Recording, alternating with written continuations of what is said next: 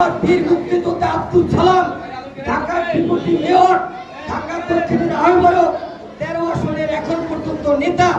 উনি যেভাবে হাটে ঘাটে মাঠে ময়দানে স্কুল কলেজ মসজিদ মাদ্রাসায় আজকে পর্যন্ত একটা ক্লিনিক উদ্ভাবন করতে এসেছে। আমার ধারণা, আমার বিশ্বাস, উনি এখান থেকে নির্বাচন করবে। উনি যেভাবে এখনো লেগে আছে জনগণের পাশে, উনি নির্বাচন করবে। আব্দুল সালাম নির্বাচন করে না, তারেক রহমান এখান থেকে নির্বাচন করবে। আব্দুল সালাম এখান থেকে নির্বাচন করবে না, খালেদা জিয়া এখান থেকে নির্বাচন করবে।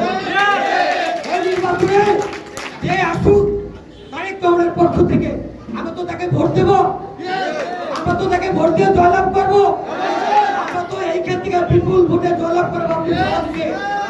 কারণ এই নির্যাতন হাত থেকে, এই ভোট শেখ হাসিনার হাত থেকে আমরা কেউ ভালো থাকতে পারি নাই। মামলা হামলায় নির্যাতনের শিকারে আমরা পালিয়ে বেড়াইছি। এই শনিবারে কোনো মানুষ খুঁজে পাই নাই, একটা বিএনপি নাম বলার মতো কোনো লোক ছিল না। আমরা ভয় ছিলাম, আতঙ্কে ছিলাম। আজকে কি আমরা আতঙ্কে আছি? আমরা ভোট দিতে যাবো না, আর রাষ্ট্র সংস্কার করার জন্য দেশনায়ক তারেক রহমান অনেক ভেবে চিন্তে আলাপ আলোচনা করে 31 দফা কর্মসূচি ঘোষণা করেছে। 31 দফা কর্মসূচি আপনাদের মুক্তির কর্মসূচি, 31 দফা কর্মসূচি বাংলাদেশ উন্নয়নের কর্মসূচি, 31 দফা কর্মসূচি ওই ভোট লুণ্ঠনের নায়ক শেখ হাসিনা কোনোদিন বাংলার মাটিতে আসতে পারবে না। সেই আমরা ভোট দিতে যাব।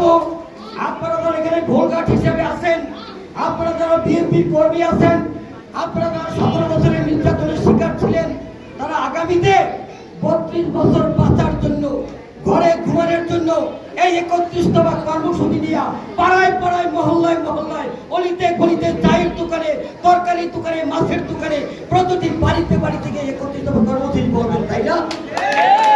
আপনারা তারেক রহমানের সৈনিক, আপনারা খালেদা জিয়ার সৈনিক, আপনারা নাসিরউদ্দিন